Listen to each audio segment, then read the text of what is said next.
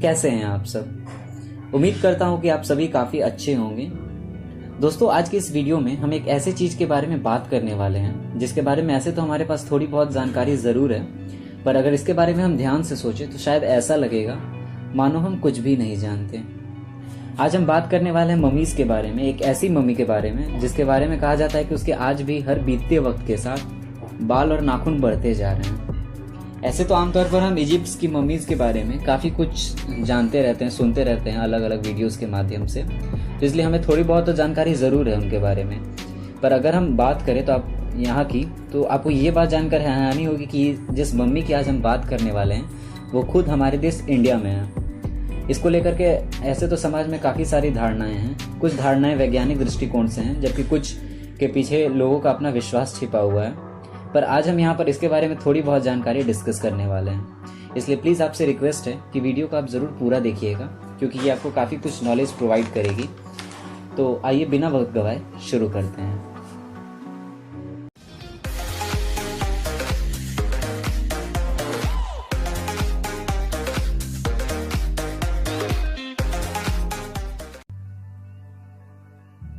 आज हम आपको जिस मम्मी के बारे में बताने वाले हैं वो भारत के सबसे खूबसूरत राज्यों में से एक हिमाचल प्रदेश के लाहौल स्पीति के गियू गांव में स्थित है।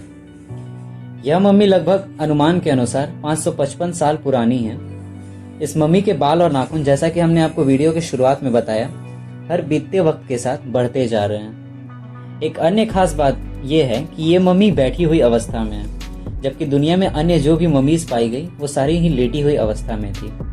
तो इस आधार पर यह दुनिया की इकलौती और सबसे अनूठी मम्मी है। हालांकि आमतौर पर गियू गांव साल में 6 से 8 महीने तक बर्फ की वजह से पूरी दुनिया से कटा हुआ रहता है। इस हिसाब से यहाँ पर साल के हर समय जाना संभव नहीं है।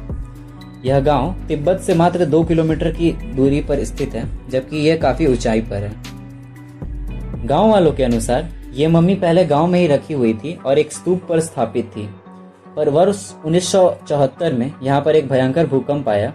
उस दौरान ये बर्फ में ही दब गई। हालांकि इसके बाद वर्ष 1995 में जब आईटीबीपी के जवानों ने इधर रास्ता बनाने के लिए सड़क के लिए खुदाई करना चालू किया, तो उस दौरान उन्हें ये मम्मी वापस से मिल गई। ऐसा कहा जाता है कि उस समय कुदाल का एक सिरा मम्मी के सिर में लग गया था, जिसके बाद वहां से खून निकलने लगी थी। यह किस्सा आज भी वहां काफी प्रचलित है। और एक अन्य रोचक बात भी है कि इस जहां से खून ये निकला था उसका निशान आज भी वहां पर मौजूद है। इसके बाद सन 2009 तक ये मम्मी आईटीबीपी के कैंपस में ही रखी रही। हालांकि बाद में गांव वालों ने इस मम्मी को गांव में लाकर स्थापित कर दिया। मम्मी को रखने के लिए शीशे का एक केबिन बनाया गया, एक भव्य मंदिर का निर्माण कराया गया जिसमें इसकी स्थापना हुई। इस मम्मी की देखभाल आमतौर पर नियम के अनुसार गांव में रहने वाले लोग ही, गांव में रहने वाले परिवार बारी बारी से करते हैं। यहाँ आने वाले पर्यटकों को वे ही मम्मी के बारे में सारी जानकारी भी प्रोवाइड करते हैं। सालाना यहाँ पर देश विदेश के हजारों पर्यटक इस मृतदेह को देखने के लिए आते हैं, जो कि अपने आप में गांव वालों के लिए रोजगार का एक बड़ा जरिया है। एक अन्य रोचक बात यह है कि इस मम्मी के बाल भी हैं, और मम्मी निकलने के बाद जब इसकी जांच की गई थी उस दौरान, तो उसमें वैज्ञानिकों ने ये खुद पाया था कि ये मम्मी तकरीबन 550 साल पुरानी है।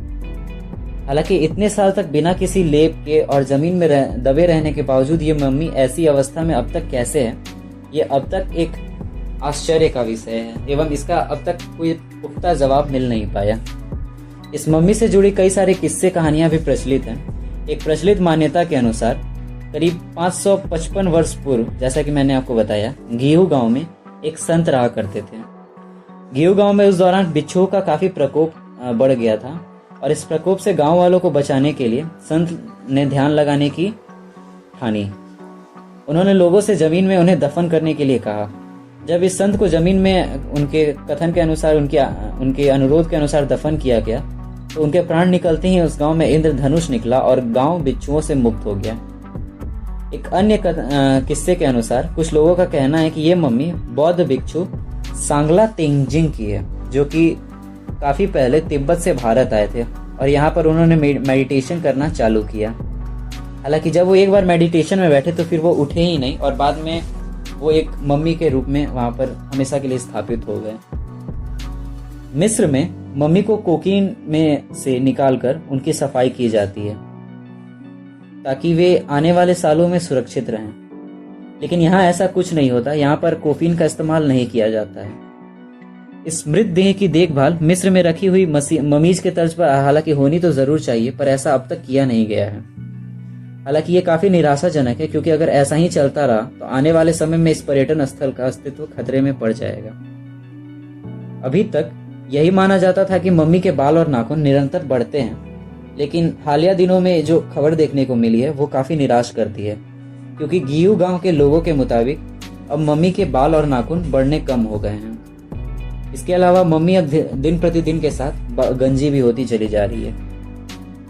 ये सारी चीजें इस मम्मी से जुड़ी कुछ ऐसी बातें थी जो कि मुझे लगा आपसे शेयर करनी चाहिए।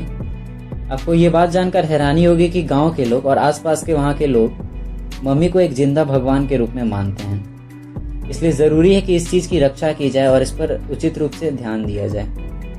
उम्मीद करता हूँ कि आपको वीडियो पसंद आया होगा। प्लीज वीडियो को लाइक करने के साथ साथ आप अगर कोई कमेंट करना चाहते हैं तो वो भी आप जरूर करें, शेयर जरूर करें और सब्सक्राइब भी जरूर कर लें, ताकि जब भी हम ऐसी वीडियोस लाएं तो उसके नोटिफिकेशन आपको इजीली पहुंच सकें।